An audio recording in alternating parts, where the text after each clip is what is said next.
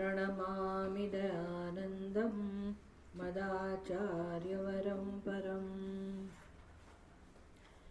ॐ सहनाववतु सहनौ भुनक्तु सह वीर्यं करवावहै तेजस्विनावधीतमस्तु मा विद्विषावहै। ॐ शान्ति शान्ति शान्तिः। ॐ सदाशिवसमारम्भाम् शङ्कराचार्यमध्यमाम् अस्मदाचार्यपर्यन्ताम् वन्दे गुरुपरम्पराम्।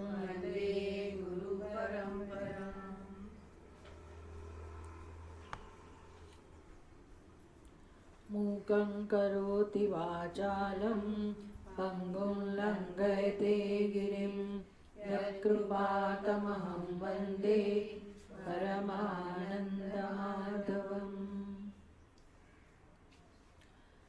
श्रीमद्भागवत एकादश स्कंद 9वां अध्याय।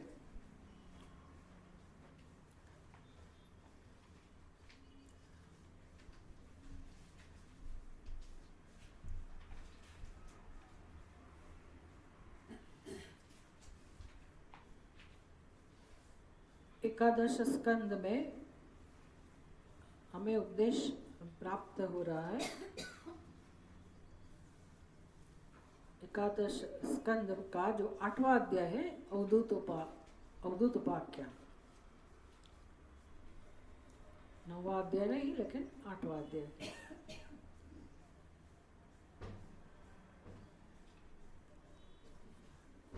अवधूत उपाख्यान का मध्य। ब्राह्मण उवाच, वहां से उसकी शुरुआत हुई। सुखम ऐन्द्रियकम राजन स्वर्गे नरके एवच देहिनां यद् यथा दुःखं तस्मात् न इच्छेत् तद्बुधः।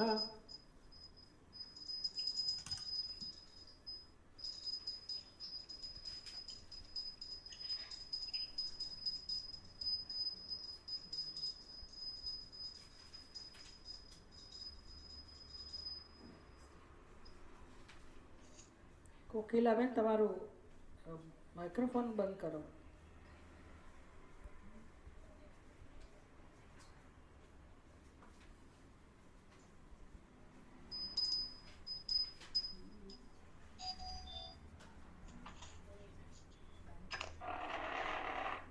કોકિલાબેન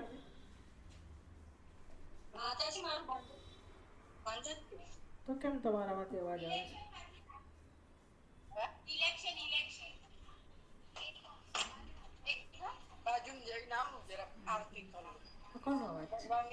सावित्री बेन बोलो। एक बाजू एमणे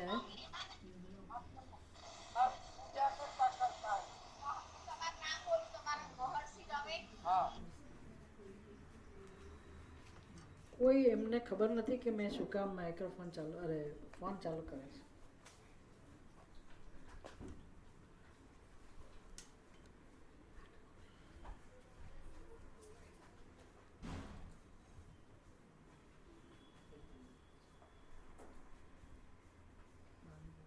ब्राह्मण उवाच मतलब ब्राह्मण अवधूत के लिए उसका उस शब्द का प्रयोग किया गया।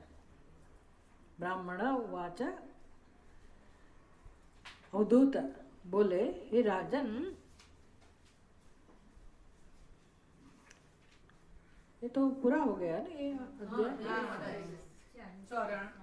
हाँ, हमें पिंगला का प्रकरण लेना है। नहीं लेकिन वो है तो 8वां अध्याय, कोई बात नहीं, है तो 8वां अध्याय। अवधूत जी यदु राजा को उपदेश दे रहे हैं। उसका जो उपदेश की शुरुआत हुई, प्रारंभ हुआ, वो तो इस प्रकार से हुआ था कि यदु राजा ने जब अवधूत जी का दर्शन किया, अवधूत जी से मिलन हुआ, तब यदुराजा को लगा कि ये महाराज के अंदर, ये अवधूत जी के अंदर, इसके चेहरे पे जो एक अपूर्व शांति है, प्रसन्नता है, तो इसका क्या कारण है, ये वो जानना चाहते थे। इसलिए उन्होंने पूछा कि महाराज, आपके व्यक्तित्व में इतनी प्रसन्नता, इतनी शांति, इसका रहस्य क्या है? उसके उत्तर में हमें ये उपदेश मिल रहा है उनके माध्यम से, उन लोगों दोनों के बीच में जो संवाद हो रहा है उसके माध्यम से। वैसे तो गुरु दत्तात्रेय 24 गुरु जिन्होंने किए, तो एक के बाद एक जो जो गुरु से उन्होंने सीखा उसका वर्णन हो रहा है।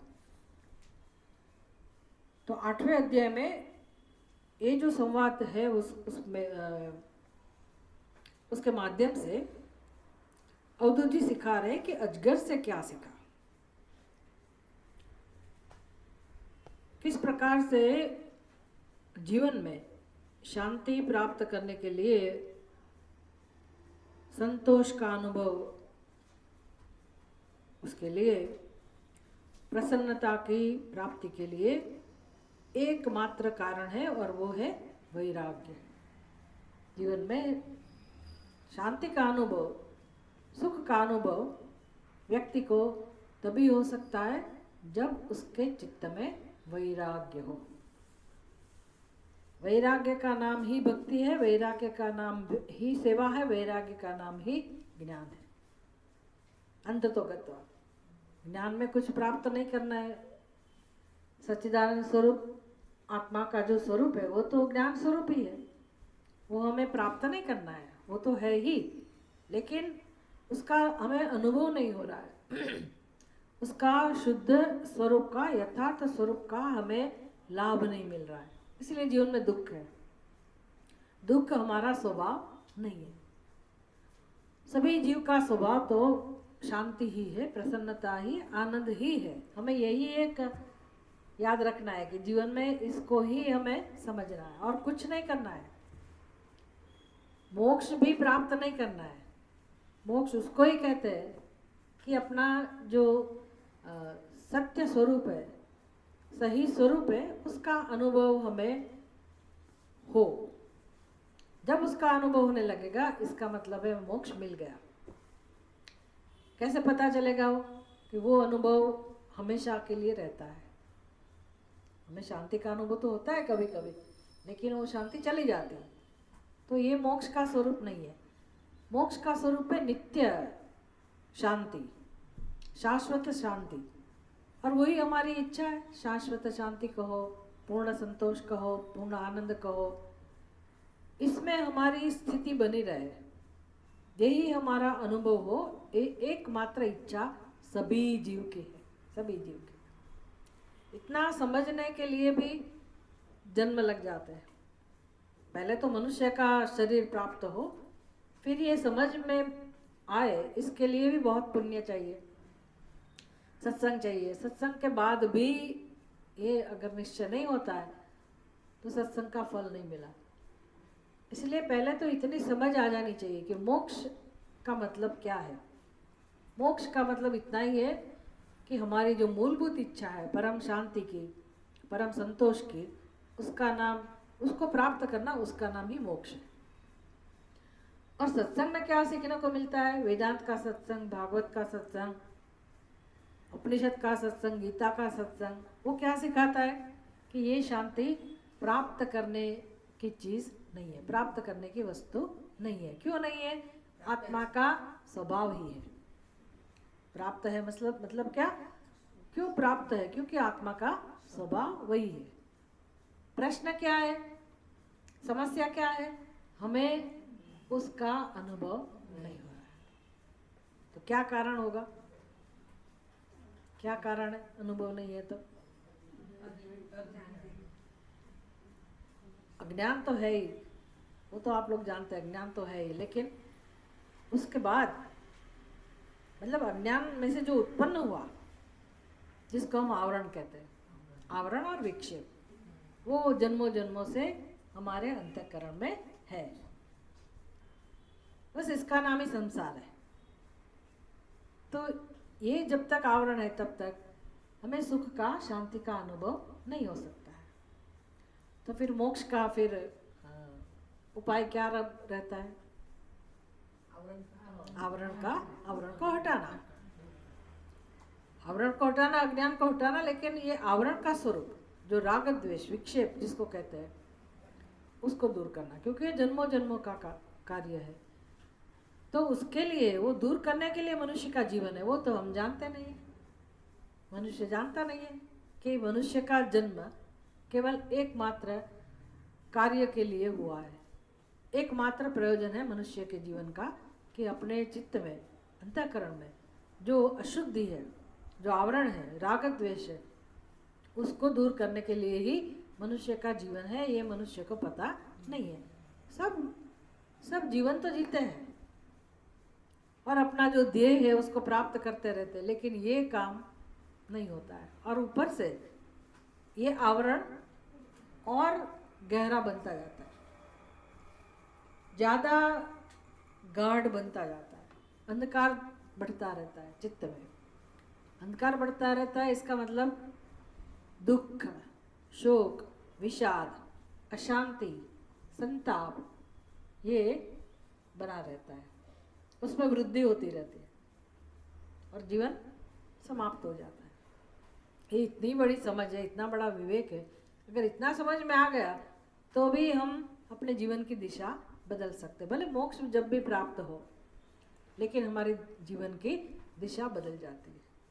फिर बस इतना विवेक होने मात्र से और उस दिशा में आगे बढ़ने की शुरुआत मात्र से भगवान हमारे सहायक बन जाते हैं। फिर भगवान हमारे जीवन में हमेशा हमारे साथ रहते हैं, हमारा मार्गदर्शक बनते हैं, हमारे ऊपर कृपा करते हैं। क्योंकि भगवान को एक ही काम है, भगवान का कार्य एक ही है कि जीव को अपनी तरफ लाना। लेकिन जब हम नहीं जाना चाहते तो भगवान कुछ नहीं करते। भगवान क्यों बुलाएंगे, है ना? भगवान ने तो अपना काम कर दिया, मनुष्य का जन्म दे दिया, लेकिन हमें चाहिए ही नहीं। भगवान का दर्शन हमें जब नहीं चाहिए, अच्छा हम कहते हैं कि भगवान का दर्शन नहीं चाहिए, लेकिन भगवान को तो पता है कि मैं ही उसका आत्मा हूँ, मैं ही उसका सत्य हूँ, और वो अपने आप को ही नहीं प्रेम करता है, अपने आत्मा का ही दर्शन नहीं चाहता है, तो उसमें भगवान क्या कर सकते हैं? भगवान कुछ नहीं कर सकते। उसने मनुष्य के जन्म दे दिया, अभी हमें वो मनुष्य जन्म का, मनुष्य उपाधि का उपयोग करना है, मतलब बुद्धि का उपयोग करना है। और ये जब विवेक उत्पन्न होगा तो मनुष्य अपनी बुद्धि का उपयोग, अपनी सारी शक्तियाँ जो भी भगवान ने दी है, सबका उपयोग एक मात्र कार्य के लिए करेगा, और वो है चित्त की शुद्धि। और उसका उपाय है भक्ति। उसको ही हम साधना कहते हैं, उसको ही हम अभ्यास कहते हैं, उसको ही उपासना कहते हैं। उसका अनेक प्रकार हो सकता है, लेकिन वही भक्ति और उसका मूल स्वरूप है वैराग्य। क्योंकि ज्ञान प्राप्त करने के लिए भी वो आवरण हटना जरूरी है। तो आवरण हटाने के लिए जो आवरण का स्वरूप जब तक नहीं जानेंगे कि आवरण का स्वरूप क्या है, हमारे चित्त में जगत में जो सत्य चीज़ नहीं है उसको सत्यता देकर हम उसको प्रेम करते हैं, उसका नाम है राग और द्वेष, आसक्ति। तो जब तक ये हमारे चित्त में है तब तक हमें शांति का अनुभव नहीं हो सकता है। इसलिए उसके प्रति जब वैराग्य उत्पन्न होगा, मतलब उसकी अशुद्धि को दूर करने के लिए जब हम प्रयास करेंगे और जिसको हम सत्य समझ बैठे और उसके प्रति हम समर्पित हैं, उसको आसक्ति कहते हैं। जब तक ये दूर नहीं होगी हमारे चित्त में से, तब तक भगवान में रस उत्पन्न नहीं होगा। और भगवान में जब तक रस उत्पन्न नहीं होता है, प्रेम उत्पन्न नहीं होता है, तब तक संसार के प्रति वैराग्य उत्पन्न नहीं होता है। इसलिए दोनों साथ साथ चलते हैं, वैराग्य, भक्ति, वैराग्य और ज्ञान साथ साथ चलते हैं। जैसे जैसे ज्ञान हमारे अंदर प्रकट होता जाता है, विवेक उत्पन्न होता रहता है सत्संग के माध्यम से, तो उसके साथ ही वैराग्य उत्पन्न होता है। जब सत्य समझ में आएगा तो मिथ्या जो वस्तु है जिसमें सुख का लेश मात्र नहीं है और हम उसको महत्व देते हैं, ये गलती जब समझ में आएगी तो उसका महत्व कम होगा। उसका नाम है वैराग्य। और जो सत्य है, आत्मा कहो, ब्रह्म कहो, परमात्मा कहो, उसके प्रति उसमें जब महत्व बुद्धि उत्पन्न होगी तो हमारे चित्त में उस आत्मा के लिए, परमात्मा के लिए प्रेम उत्पन्न होगा, आदर उत्पन्न होगा। फिर हम उसके दर्शन के लिए हम प्रयास करेंगे। सरल मार्ग है ये। जब तक विवेक नहीं उत्पन्न होता है तब तक ये कठिन लगता है कि हमसे भक्ति नहीं होती है, हमसे ज्ञान नहीं हो रहा है, हमसे हमारे अंदर वैराग्य नहीं है, तब तक कठिन लगता है। जितना जितना हम इसमें गहरे उतरते हैं, उसकी गहराई को स्पर्श करते हैं, सच्ची बात को जानते हैं, उतना उतना ये सब स्पष्ट हो जाता है, सरल बन जाता है। फिर जीवन सरल बन जाता है। सब रहस्य समझ में आ जाता है ना कि जीवन में मुश्किल कहाँ है, समस्या है कहाँ। इसका कारण जब समझ में आएगा तो जीवन सरल बनेगा। फिर किसी का सामना करने की कोई ज़रूरत नहीं है, किसी का उपाय ढूंढने की ज़रूरत नहीं है। फिर कोई समस्या है और उसके कारण मैं दुखी हूँ, ये भी समझ नहीं रहेगी। एकमात्र अज्ञान समस्या है और अज्ञान में से उत्पन्न हुआ जो उसका कार्य है, ये एकमात्र समस्या है। तो बस जीवन में करना क्या है, कोई विशेष कार्य नहीं करना है। जो हमारी जीवन जीने की पद्धति है, जिस व्यवस्था में है हम, जैसे गृहस्थ आश्रम है आपका, तो सुबह से शाम आप जो भी व्यवहार कर रहे हैं, जो भी प्रवृत्ति कर रहे हैं, जो भी कर्म कर रहे हैं, करना पड़ता है, उसमें कोई बदलाव लाने की जरूरत नहीं है। वो करते रहिए, उसका कोई विरोध नहीं है। आराम से ऊपर से कर सकते हैं आप, बिना बोझ के कर सकते हैं, क्योंकि अभी उस व्यवहार के माध्यम से आपको कुछ प्राप्त नहीं करना है। ये समझ में आता है कि नहीं? बोझ क्यों है, दुख क्यों है? मुझे कुछ प्राप्त करना होता है। सभी प्रवृत्ति के माध्यम से, छोटे बड़े सभी व्यवहार के माध्यम से एक ही अपेक्षा रहती है कि मुझे कुछ प्राप्त हो।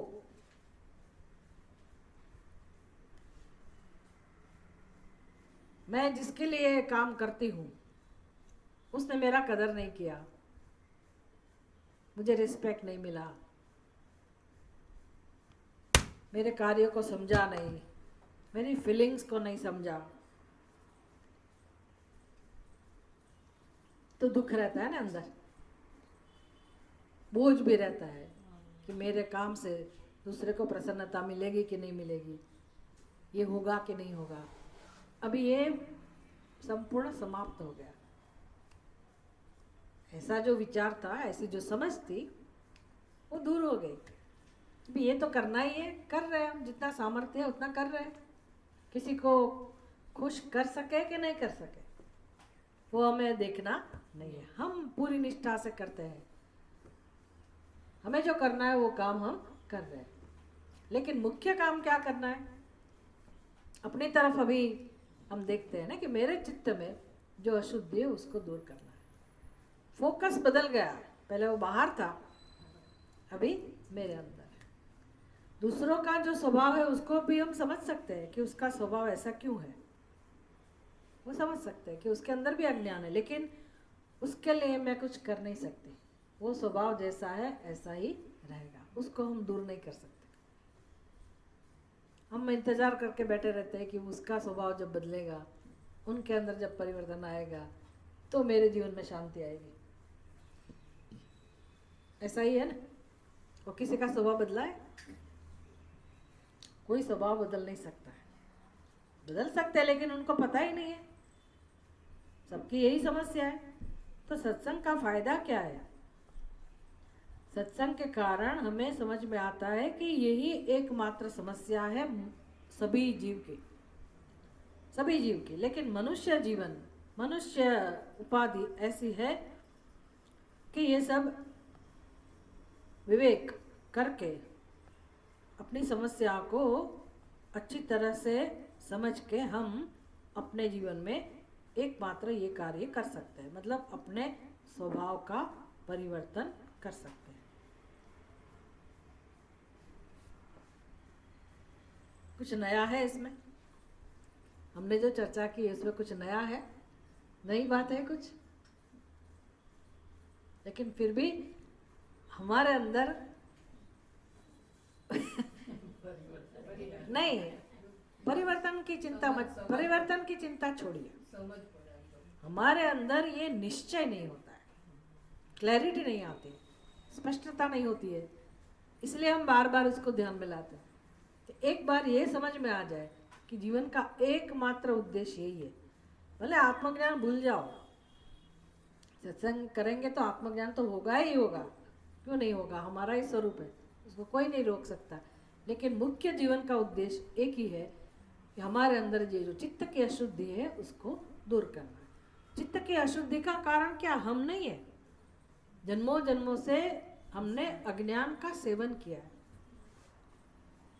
बस एक ही गलती है, वो गलत स्वभाव हमारा नहीं है, सबका गलत स्वभाव है, लेकिन वो हमारा सही स्वभाव नहीं है। अज्ञान के कारण सभी का स्वभाव ऐसा है, जो भी दोष है अंदर व्यक्तियों के अंदर, वो उसका कारण एकमात्र है अज्ञान। वो सही स्वभाव नहीं है, स्वरूप नहीं है। आत्मा का स्वभाव तो एक ही है, सत्य, चित्त और आनंद। तो शुद्धि कहो, पवित्रता कहो, सुख कहो, आनंद कहो, ये एकमात्र हरेक आत्मा का स्वभाव है। तो परिवर्तन लाने का क्यों कह रहे हैं कि भी हमारे अंदर परिवर्तन नहीं आ रहा है? परिवर्तन इसलिए लाना है कि अज्ञान के कारण गलती से जो हमने एक आदत डाली है, व्यवहार किया है, उसमें हमें परिवर्तन लाना है, क्योंकि वो हमने ही किया है, इसलिए वो हमारा सही स्वभाव नहीं है, अज्ञान के कारण ऐसा है। तो जीवन में एक ही काम करना है, अपने स्वभाव में परिवर्तन लाना है। वो एक जन्म में आ सकता है, 2 जन्म में आ सकता है, 10 जन्म में आ सकता है, कभी भी आ सकता है। ऐसा नहीं कि वो फट से आ जाए, उसकी चिंता नहीं है, भले जन्मों लगे, लेकिन हमें पता होना चाहिए कि एक ही काम करना है, हमारे व्यक्तित्वों के अंदर परिवर्तन लाना है। और यही एक, जैसे एक पौधे को आप नया कोई छोटा सा पौधा डाला जमीन में, फिर आप धीरे धीरे धीरे उसको पानी भी देंगे, उसको खाद भी देंगे, तो उसका विकास होता है ना। उसी प्रकार से हमारा विकास होता है, धीरे धीरे धीरे, सत्संग के माध्यम से, सेवा के माध्यम से, चिंतन के माध्यम से हमारे अंदर एक अनोखा नया एक व्यक्तित्व, उसका विकास होता है, उसका आनंद है, उसका आनंद है, दूसरी कोई चिंता है ही नहीं। तो भगवान का महत्व जब समझ में आएगा कि सारा सृष्टि, सारी सृष्टि कहो, सारा ये जगत कहो, उसका कर्ता हर्ता वही है, वही उसका संचालन कर रहे हैं, तो मेरा संचालन कर रहे कि नहीं कर रहे? कर ही रहे।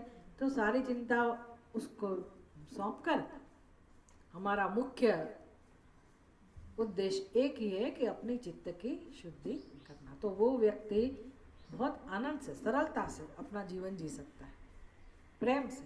उसको कोई ऐसा नहीं है कि मेरा स्वभाव बदला कि नहीं बदला, कब बदलेगा, वो सब चिंता नहीं। एक ही काम है, अशुद्धि दूर करते रहो, उसका नाम ही भक्ति है। तो ये सिखा रहे अवधूत जी कि शांति और संतोष तो हरेक का स्वभाव है, बस उसको प्रकट करना सीखना है। कैसे प्रकट होता है? जैसे जैसे ये अशुद्धि दूर करते रहेंगे तो अपने आप वो संतोष या शांति हमें अनुभव में आएगी। ये नहीं किया और बाकी ऊपर ऊपर से जो भी आप करते रहो तो पुण्य मिलेगा, जरूर मिलेगा नियम के अनुसार, लेकिन हमारे चित्त में हमें जिस प्रकार की शांति का अनुभव की इच्छा है वो मुश्किल है। ये समझ होगी तो हम उसके लिए जीवन का उपयोग करेंगे, नहीं तो हम अपने संसार को कभी छोड़ेंगे नहीं। तो इतना सुंदर मार्गदर्शन हमें इनके संवादों के माध्यम से मिल रहा है। इंद्रियाणि जयन्त्याशु निराहारा मनीषिणः वर्जयित्वा तु रसनं तन्निरन्नस्य वर्धते तावत् जितेन्द्रियः न स्यात् विजितेन्द्रियः पुमान् न जयेद रसनं यावत् जितं सर्वं जिते रसे। 20वां और 21वां श्लोक, 8वां अध्याय में 20वां और 21वां श्लोक। भले हम 40वां श्लोक तक पहुंच गए हो वो तो सब कथा है, कथा के माध्यम से हमें सिखा रहे हैं, लेकिन वस्तु क्या सीखनी है वो याद रहना चाहिए ना। तो वैराग्य किसको कहते हैं? ये चित्त शुद्धि मतलब वैराग्य। तो वैराग्य का स्वरूप क्या है ये 20वें और 21वें श्लोक में बहुत अच्छी तरह से उन्होंने समझाया। इंद्रियाणि जयन्ति आशु निराहाराः मनीषिणः। देखो मनीषिणः मनुष्य जब विषयों का सेवन छोड़ देंगे, विषयों का त्याग करेंगे, विषयों का उपभोग करने का छोड़ देंगे, उसको कहते हैं निराहाराः। जैसे हमने एकादशी का उपवास किया तो भोजन का त्याग कर दिया ना, अन्न विषय का हमने उपभोग नहीं किया। तो निराहाराः मनीषिणः जयन्त्याशु इंद्रियाणि।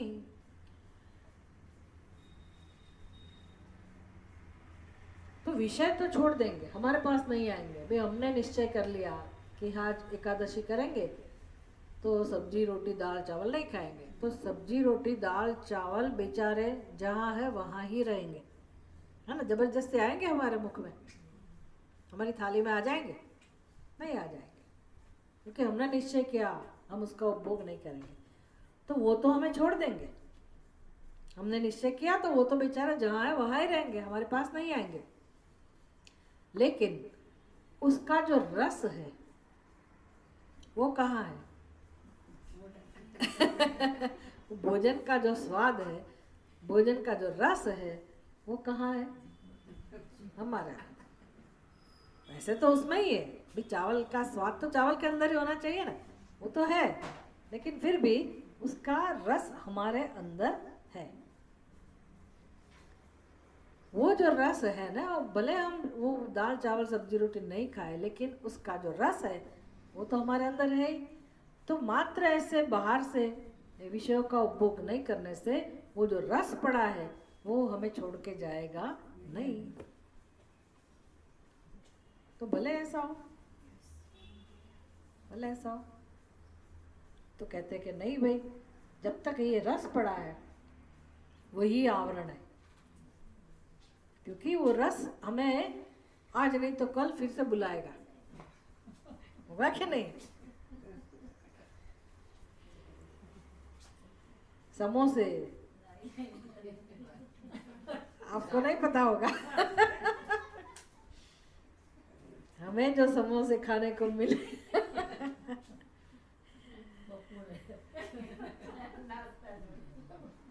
इतने बड़े बड़े समोसे, भाई क्या बात है। गुजरात में तो कम मिलते हैं, हमारे घर में तो कम मिलते हैं देखने के।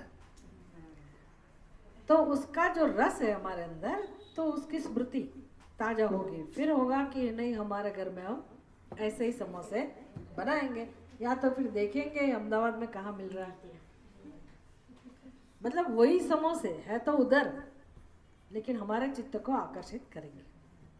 फिर संकल्प उठेगा कि हमें वही स्वाद का अनुभव करना है, फिर कैसे भी उसको हम प्राप्त करेंगे, इसको पाने की कोशिश करेंगे। तो बात तो वही की वही रही ना।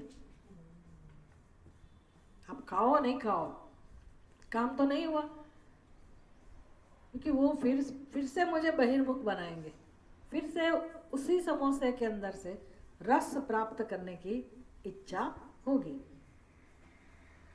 तो इंद्रियाणि आशु निराहारा मनीषिण जयंती वर्जयित्वा तु रसनम। निराहार के द्वारा रसना के अतिरिक्त अन्य इंद्रियों को तो शीघ्र ही अपने वश में कर लेते हैं। तो चलो भाई, बाकी इंद्रियों को तो हमने वश में कर ली, लेकिन जो अंदर रस है उसको हम वश में नहीं कर सकते।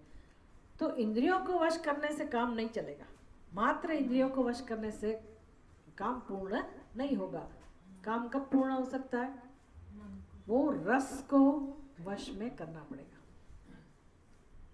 क्योंकि रस संचालन करता है ना, कि उसकी याद आई, उसका टेस्ट, फिर से वो रस उत्पन्न हुआ तो इंद्रियों को प्रवृत्त होना पड़ेगा। हम ही कहेंगे ना कि भी जाओ ले आओ, तो वही संसार फिर से शुरू हो गया, फिर कर्म, फिर कर्मफल, वही संस्कार, भोग के संस्कार, कर्म के संस्कार, फिर वही कामनाएं, फिर उसका फल। तो जिंदगी में हम करते क्या है, सुबह से शाम तक क्या चलता रहता है, वही चलता है। अभी उसके बिना हम जीवन भी नहीं जी सकते, वैसे कहो तो भोजन तो करना ही पड़ेगा। तो भोजन करने की कोई, भोजन नहीं करने का कोई नहीं कह रहा है, भोजन करना पड़ेगा शरीर को जिंदा रखने के लिए, लेकिन हमारा मन किस में लगा हुआ है, हमारी बुद्धि किस में लगी हुई है, ये बात सीखनी है। हम किसको महत्व देते, मात्र ये प्रवृत्तियों को, क्या खाना है, क्या पहनना है, क्या करना है, किसको मिलना है, कौन सा व्यवहार करना है, हमारा दिमाग उसमें ही लगा हुआ है ना। अभी जो करना पड़ता है उसको तो करना पड़ेगा, लेकिन हमें जो नहीं करना पड़ता है, जरूरी नहीं है वो भी हम कर ही रहे। कब तक करते रहेंगे, कि चलो छोटी उम्र में तो करना पड़ता है और करने की इच्छा भी है, लेकिन कोई एक समय तो ऐसा आना चाहिए ना कि हम उसमें परिवर्तन लाए। और क्यों परिवर्तन लाए तो क्यों परिवर्तन लाए, ये बड़ा प्रश्न है। क्यों परिवर्तन लाए, क्यों परिवर्तन लाए? क्योंकि हमें शांति चाहिए। परिवर्तन क्यों लाना है? क्योंकि हमें शांति ही चाहिए। यही हमारी एकमात्र इच्छा है, शांति की, प्रेम की, पूर्णता की, संतोष की। ये हमारी मूलभूत इच्छा है। ये इच्छा पूर्ण करने के लिए कौन आएगा? कोई मदद करेगा? कोई नहीं करेगा। वो तो हमें सीखना पड़ेगा ना जीवन में। कोई एक समय पे तो सीखना पड़ेगा ना कि इसके लिए मुझे जीवन जीना है। तो ये जो बहिर्मुखता है, जो अनावश्यक हमारी शक्तियाँ ऐसे ही फैली हुई है और व्यय होता जा रहा है और जीवन समाप्त होता जा रहा है, और ये मुख्य काम हम नहीं करते। इसलिए शुरुआत कहाँ से करनी है? विवेक से। बुद्धि से मतलब विवेक से, कि हम गाइड करें, हम अपने व्यक्तित्व को मार्गदर्शन दें, हम इंद्रियों को मार्गदर्शन दें, हम मन को रास्ता दिखाएं, दिशा दिखाएं, और उसको ध्यान में रखते हुए हम कार्य करें, कर्म करें। यही मनुष्य के जीवन का एकमात्र उद्देश्य है। तो क्या करना पड़ेगा? अभी जो रस अंदर पड़ा है, जब तक उसको दूर नहीं किया, तब तक ये बहिर्मुखता नहीं जाएगी, तब तक आत्मा का महत्व समझ में नहीं आएगा। और आत्मा को नहीं जानेंगे, उसको प्रेम नहीं करेंगे, तो शांति मिलने वाली नहीं है। आत्मा के सिवा कहीं और शांति अगर मिल सकती होती, किसी का अस्तित्व होता होगा अगर आत्मा के सिवा, तो जरूर मिलती शांति, लेकिन ऐसा कुछ है भी नहीं। अगर ऐसा होता ना कि भी एक आत्मा भी है और अनात्मा नाम की चीज भी है, आत्मा परम सत्य है और अनात्मा भी परम सत्य है, तो जो मुमुक्षु है, भक्त लोग है, वो आत्मा की तरफ भले जाए और संसारी लोग अनात्मा की तरफ जाए, जिसको जिसका महत्व है उसकी तरफ जाए। लेकिन ऐसा है भी नहीं। कोई तो ऐसा कह सकता है ना कि भी हमें अनात्मा में से शांति मिलती है, आनंद मिलता है, हम वहां से सुख प्राप्त करेंगे। ऐसी संभावना होगी तो विकल्प होगा कि भी भले आप अनात्मा को महत्व दीजिए, अनात्मा के लिए प्रयास करें, लेकिन ऐसा है भी नहीं। ये आपके साथ ही हम ऐसी बात कर सकते हैं, दूसरे सत्संग में ऐसी बात नहीं कर सकते। क्यों ऐसा है? क्यों आपके साथ बात कर सकते?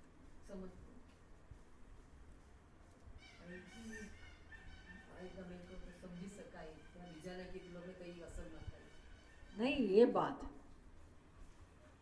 कि भी अनात्मा भी है, आत्मा भी है, तो कोई लोग उधर जाते हैं, कोई लोग इधर जाते हैं। क्यों? क्योंकि उसको अनात्मा में से सुख मिल रहा है और हमको आत्मा में से सुख मिल रहा है, तो उसमें गलत क्या है? सुख ही प्राप्त करना है, तो कोई उधर जाए कोई इधर जाए, क्या गलत है? नित्य सुख છે નિત્ય સુખ અહીંયા આત્મામાં મળે. इससे भी आगे सोचना है, नित्य नहीं, चलो मुझे नित्य सुख नहीं चाहिए, तो मुझे छोटा छोटा सुख चाहिए, थोड़ा थोड़ा सुख चाहिए, टिपे टिपे सरोवर भरा थोड़ा थोड़ा चलेगा, मुझे नित्य सुख नहीं चाहिए, थोड़ा थोड़ा तो मिलेगा ना, सुबह में मिलेगा, दोपहर में मेरा जीवन चल जाएगा. ऐसे तो सब लोग ऐसा ही कर रहे हैं ना कि आज तो शादी में जाना है, तो ये सत्संग में कहाँ मजा आता है, वो शादी में कुछ और मजा आता है, शॉपिंग में कुछ और मजा आता है. वेदांत के विद्यार्थी को पता होना चाहिए. नहीं, आपने बताया ना कि दूसरी जगह से सुख मिलने की संभावना ही नहीं है. दूसरी जगह मतलब अनात्मा, अनात्मा में से सुख प्राप्त होने की संभावना ही नहीं है. क्योंकि क्यों ऐसा है? क्योंकि अनात्मा नाम की कोई चीज है ही नहीं. बहुत बड़ा विवेक है, वेदांत के विद्यार्थी को ही पता है, उसके साथ ही ऐसी बात कर सकते हैं. अनात्मा नाम की वास्तव में कोई वस्तु है ही नहीं. सत्य जिसको कह सके, सत्य एक ही और वो है आत्मा. फिर अनात्मा क्या है? तो उपनिषद पढ़ो, उपनिषद सीखो, शास्त्रम पठा, आत्मा वाले द्रष्टव्य श्रोतव्य, तब सब सीखेंगे तो पता चलेगा कि फिर अनात्मा कौन सी चीज है, कौन सा ऐसा बड़ा भूत है, अनात्मा है क्या. ये तो उसके लिए हमें क्वालिफाई बनना पड़ेगा, अधिकारी बनना पड़ेगा ये जानने के लिए. अभी तो बच्चे की तरह हम सीख रहे हैं कि हाँ ठीक है अनात्मा है, मिथ्या है, ये वो है, लेकिन फिर भी उसको कहते हैं अनात्मा है क्या, सीखना पड़ेगा. पर इतना पता तो होना चाहिए कि भी सत्य तो एक ही आत्मा. अगर थोड़ा सा भी सुख मिलता है, जब मिल रहा है जीवन में, सबको मिलता है ना, उसके बगैर तो जीवन हो ही नहीं सकता. कोई मनुष्य जिंदा रह ही नहीं सकता जब तक सुख का अनुभव ना हो. तो जब भी थोड़ा सा भी सुख का अनुभव होता है तो उसका कारण तो एकमात्र आत्मा ही है. आत्मा में से ही सुख मिलता है. वो समझना है. फिर मुझे क्यों लगता है कि ये भोजन में से मिल रहा है, मुझे क्यों लगता है कि ये करने से मिल रहा है, वो सीखना पड़ेगा. वेदांत उसको ही कहते हैं. यही अज्ञान है, वही सुधार लाना है, वही सही समझ प्राप्त करनी है. यही गलती कर रहे हैं हम. और इस प्रक्रिया में होता क्या है, हमारा जो आत्म स्वरूप है, नित्य सुख जिसका स्वभाव है, उसका रोज रोज तिरस्कार कर रहे हैं. सुख देने वाला आत्मा है और हम महत्व किसको देते हैं, है ना. तो ये अपमान हुआ कि नहीं. आप में से कोई एक व्यक्ति मान लो कि कोई काम कर रहा है मेरा, और मैं दूसरे व्यक्ति को महत्व दूं और उसकी प्रशंसा करूँ, हाँ हाँ आपने क्या ये, तो उस व्यक्ति को थोड़ा तो अंदर से होगा कि नहीं. ये तो मात्र दृष्टांत है, सब लोग काम कर रहे हैं, सब अपना अपना वो उससे कर रहे हैं. पर मान लो ऐसा हुआ या आपको ऐसा लगा, खाली लगने से भी दुख होता है कि नहीं, कि उसने ज्यादा, देखो हम इतना काम कर रहे हैं तो हमारा तो ध्यान में भी नहीं आया, तो अपमान होता है कि नहीं. तो रोज हम किसका अपमान कर रहे हैं, अपने आप को. तो ये अच्छा है, ये गलती सुधारनी चाहिए कि नहीं सुधारनी चाहिए. बस उसको ही अध्यात्म कहते हैं, और क्या. अभी आत्मा को समझो, आत्मा का महत्व समझो, आत्मा के नजदीक रहो, रहना सीखो. आत्मा ही सब कुछ है, उसका तिरस्कार मत करो.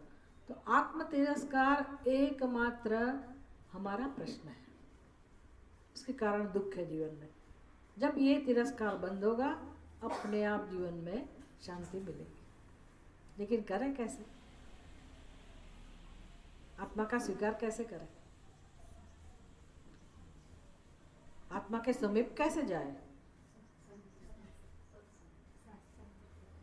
कैसे जाए?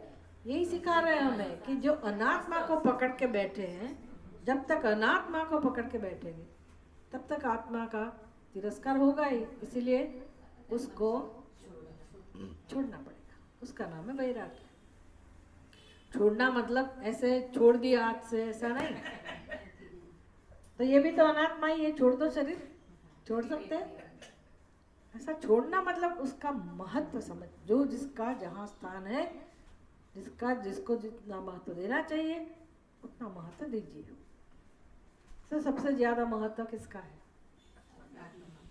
नित्य कौन है भाई? सबसे ज्यादा महत्व मतलब सबसे बड़ा सत्य कौन है? नित्य कौन है? जिसको हम कभी छोड़ ही नहीं सकते, जिसके बिना हमारा अस्तित्व नहीं है, वो एकमात्र आत्मा है। तो ये सब बुद्धि में ही है ना। ऐसा नहीं है कि आत्मा ने हमें छोड़ दिया, हमने उसको छोड़ दिया, लेकिन आत्मा हमें छोड़ के जा सकता है? मतलब आत्मा तो है ही, तो गलती कहाँ हो रही है? यहाँ बुद्धि में। तो बस इतना काम नहीं कर सकते हम, बुद्धि में परिवर्तन नहीं ला सकते। क्या लगता है, परिवर्तन ला सकते हैं कि नहीं ला सकते? बुद्धि के मालिक कौन है? हम। बुद्धि के मालिक हम है ना, हमारी बुद्धि है ना। बुद्धि क्यों साथ नहीं देती? भोजन करने में तो फटाफट साथ देती है, बाहर घूम घाम करने के लिए तो पहले तो साथ देती है। बुद्धि का संचालन तो हम कर रहे हैं ना, तो हमें सब देखना है बुद्धि क्यों साथ नहीं दे रही। हम साथ नहीं देना चाहते, हम खुद। बुद्धि का उपयोग करना हमारा काम है ना, उपयोग करना है। क्योंकि हम दूसरी जगह उपयोग कर रहे हैं बस। तो दूसरी जगह करो, कोई ना नहीं कहता है, लेकिन अपना सत्य स्वरूप जानने के लिए बुद्धि का उपयोग करना है, सत्संग के लिए करना है। कहाँ गए? आपके साथ आने वाले थे।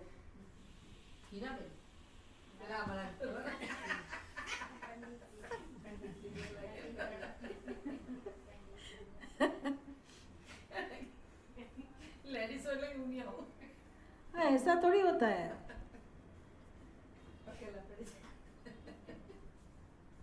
अभी उनको बोलो हम सब आएंगे आपके घर में सत्संग करने। कहाँ जाएंगे?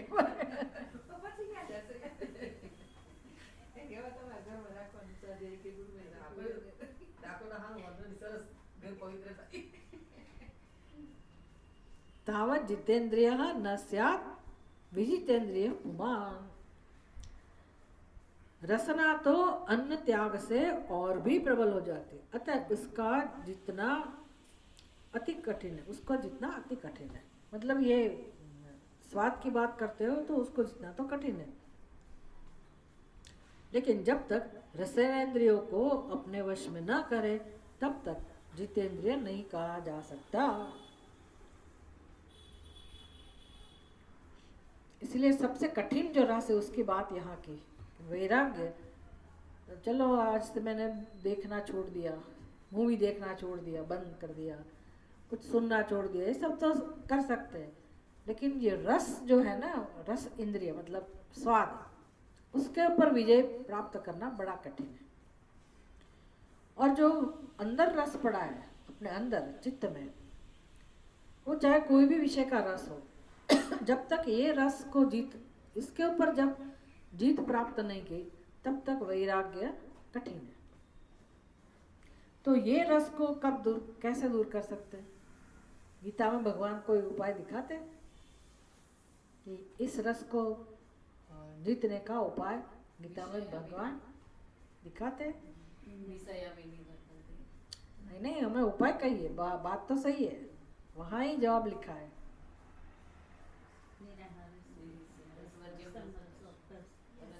उसका उत्तर कौन सा शब्द है?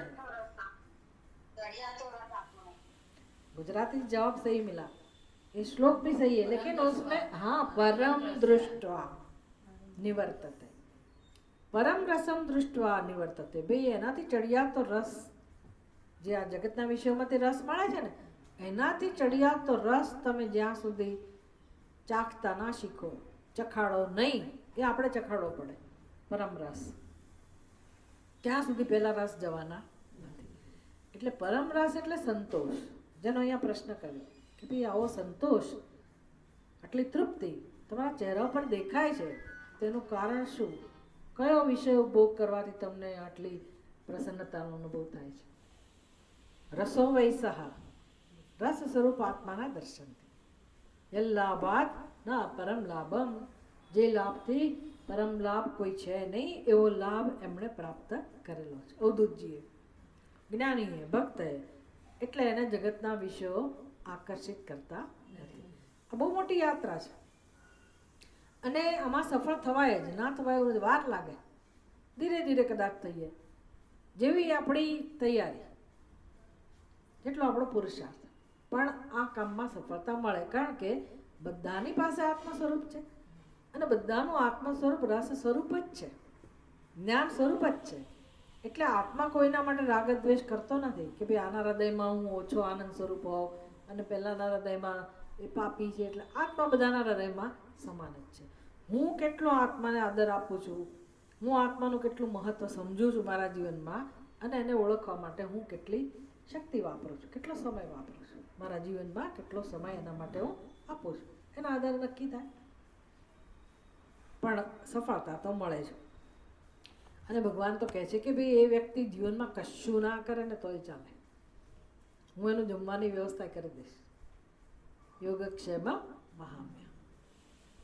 આપણી એટલી હિંમત ના હોય ભાઈ, બધાની એવી હિંમત ના હોય કે બધું છોડીને તમે એના માટે નીકળી પડો. પણ ભલે ઘરમાં રહીને બુદ્ધિમાં તો એનું મહત્વ હોય ને, સત્સંગનું મહત્વ તો સમજાય. ચલો આજે આ તો કરીશું જીવનમાં, તો ભગવાન બધી રીતે સહાયભૂત થાય છે. એવું નહીં સમજવાનું કે તમારે પછી બીજા કામનું શું, બીજી ચિંતાઓનું શું. ભગવાન બધું સંભાળી લે છે. તમારી જે કંઈ મુશ્કેલી હોય, જે કંઈ જરૂરિયાતો હોય, ભગવાનને બધી ખબર છે. એ બધા આવરણો હટાવશે, બધી પ્રતિકૂળતાઓ, વિઘ્નો, બધાનું ભગવાન ધ્યાન રાખશે અને તમને ધીરે ધીરે ઉપર લાવે. આ ભક્તિનો મહિમા છે, આ સાધનાનો મહિમા છે, સત્સંગનો મહિમા છે. નહીંતર કોણ કરે સત્સંગ? મારું કામ કરો ભગવાન થોડા આવશે ભાઈ. આપણે ત્યાં કેટલાય ભક્તો થઈ ગયા કે ભગવાન એના ઘેર કામ કરવા ગયો છે. ગયો છે કે નથી ગયો? એ તો ખાલી ભજન કરવા ગયા હતા. શકુબાઈ હોય કે જીયા જે કંઈ હોય. જ્યારે તમે તો સત્સંગમાં આવો છો, વેદાંતના સત્સંગમાં, એ તો ભજન કરતા ચડતા ઉતરતાની વાત નથી કરતા આપણે, પણ ભગવાનને ખબર છે કે આ સત્સંગનું મહત્વ કેટલું છે. સીધું જ અજ્ઞાનને દૂર કરનારો સત્સંગ છે. જો મને મહત્વ હોય આનું, મને રસ હોય, હું તૈયાર હોઉં, તો ભગવાન મને મદદ કરવા તૈયાર ના હોય એ કઈ રીતે બને? ભગવાન મદદ કરે છે, બધું કરે, બધી ચિંતાઓ તમારી દૂર કરે, બધી મુશ્કેલીઓ દૂર કરે, પણ આપણું કમિટમેન્ટ હોવું જોઈએ. તકલીફ ક્યાં છે? આપણું કમિટમેન્ટ નથી. પછી બધું બરાબર હોય તો હું સત્સંગમાં જાઉં, એવું છે. એટલે જેટલા ધીરે ધીરે સ્ટ્રોંગ બનીએ, મજબૂત બનીએ, તો બધા રહસ્યો ખુલતા જાય કે વાત સાચી છે. પછી આપણે ભગવાન ભરોસે આરામથી જીવન જીવી શકીએ કે ચલાવશે, કરે છે, અને અનુકૂળતા પણ કરી આપે ભગવાન. આ વિષયમાં આ ચડિયાતો રસ કેવી રીતે પ્રાપ્ત થાય એ સમજાવવા માટે પિંગલાની કથા શરૂ થઈ. પિંગલા નામ વેશ્યા આસીત વિદેહ નગરે પુરા તસ્યામે શિક્ષિષમ કિંચિત નિબોધન રૂપનંદના. તો હે યદુરાજા, તમે આ સાંભળો મારી પાસેથી કે હું શું શીખ્યો. કોની પાસેથી? વિદેહનગરમાં રહેતી પિંગલા નામની વેશ્યા પાસેથી, કે કેવી રીતે ચડિયાતો રસ જીવનમાં પ્રાપ્ત થાય. એકમાત્ર સાધન છે વૈરાગ્ય. રસ્તો એક જ છે, વૈરાગ્ય દ્વારા જ તમે એ ચડિયાતા રસ સુધી પહોંચી શકો. તો આપણી તૈયારી શું હોવી જોઈએ? ભાઈ નૈનીતાલ કેમ્પમાં લઈ જઈએ કોઈને, તો પહેલાં શું જોઈએ આપણે કે ભાઈ આના પગ બરાબર છે કે નહીં,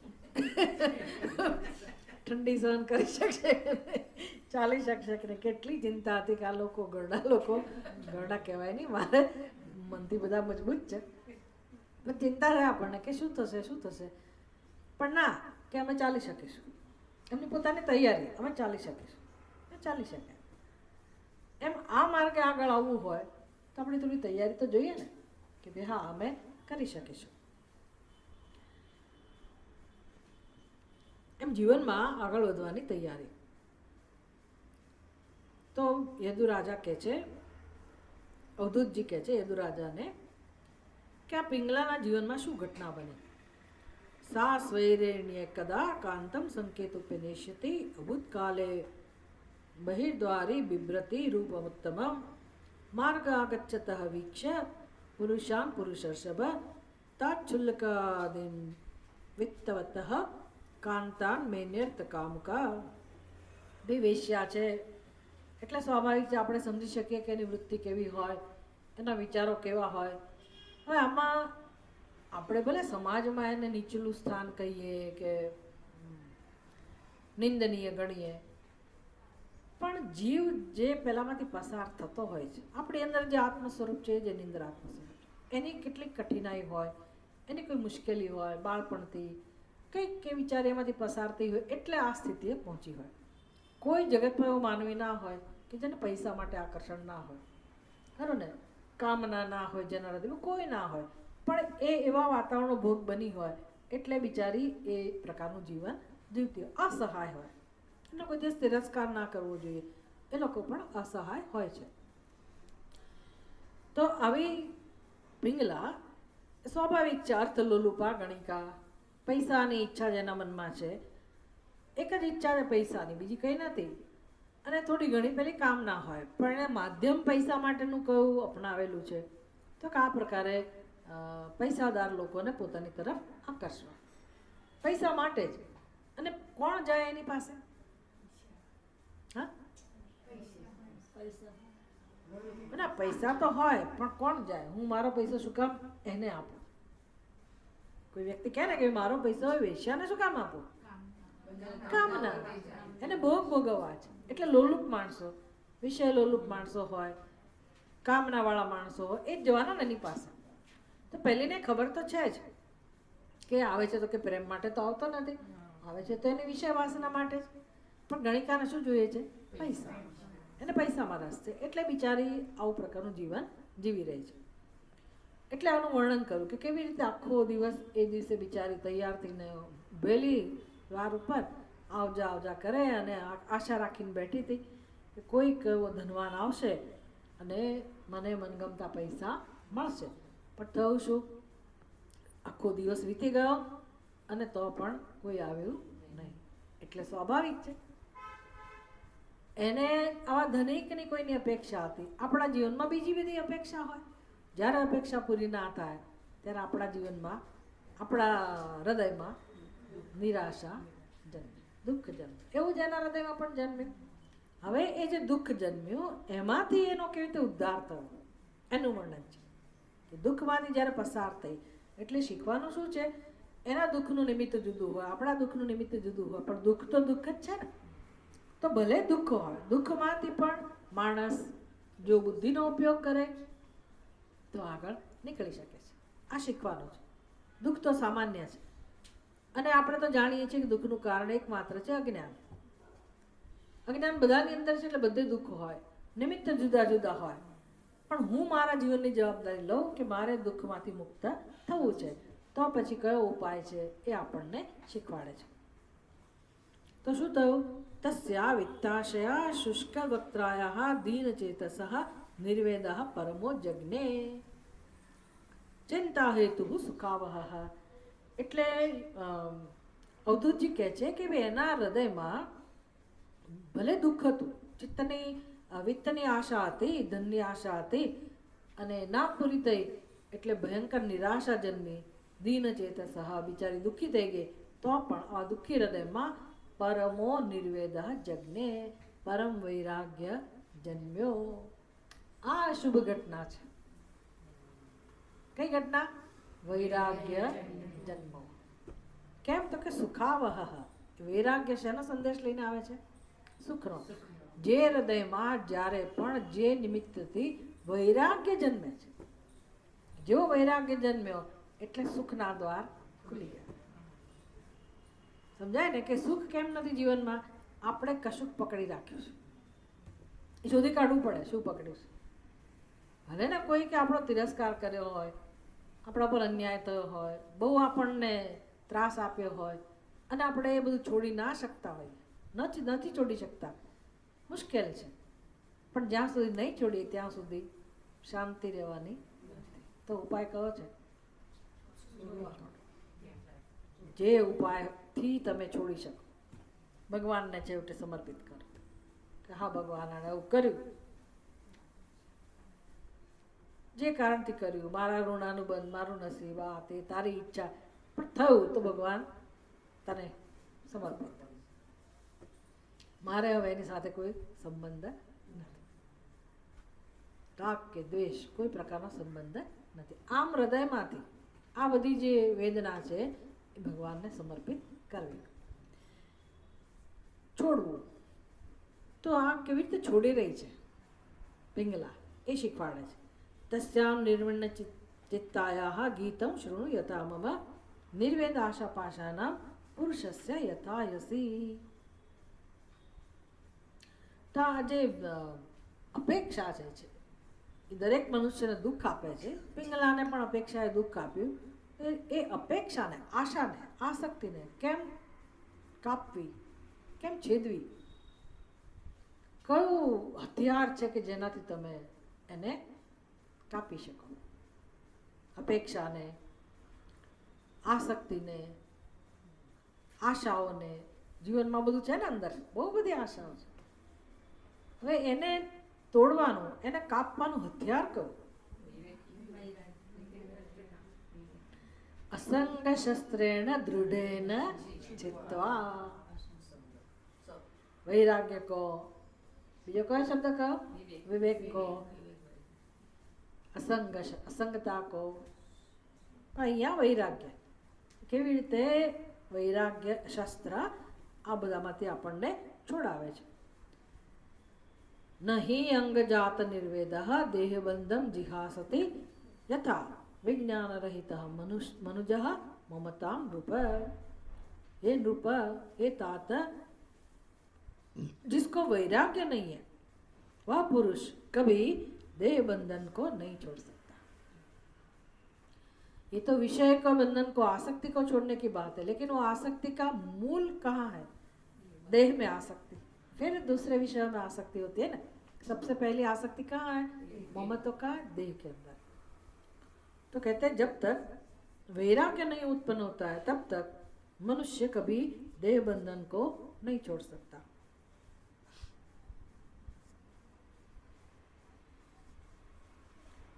तो देह में जब तक आसक्ति से हम नहीं छूट सकते, देह में ममत्व नहीं जाता है, तब तक विषयों में भी ममत्व नहीं जा सकता है. विषयों में कब ममत्व आता है? विषयों में कब आसक्ति होती है? शुरुआत कहाँ होती है? जैसे हम सो जाते हैं तो कहीं भी आसक्ति नहीं है. क्यों ऐसा हुआ? क्योंकि जगत के साथ हम कौन से माध्यम से जुड़ते हैं? जगत के साथ. जैसे मैं आपको अभी देख रही हूँ, आपके साथ व्यवहार कर रही हूँ इंद्रियों के माध्यम से. लेकिन इंद्रियों के साथ मैं कब जुड़ती हूँ? पहले मुझे जुड़ना पड़ेगा ना इंद्रियों के साथ. जब मैं देह में अहम बुद्धि जब तक होती तब तक.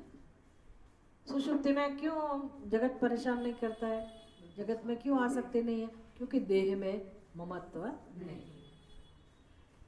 तो भगवान की कृपा से नहीं है. जागृत अवस्था में जब ज्ञान पूर्वक, विवेक पूर्वक हम देह में अहम भाव नहीं रखेंगे, देह तो होगा, देह को हम अहम भले कहे, मेरा देह ऐसा भले कहे, लेकिन हमें समझ होनी चाहिए कि ये देह मुझे मिला है, देह मुझे मिला है, भगवान का सर्जन है, उसका काम करना है. मैं देह नहीं हूँ.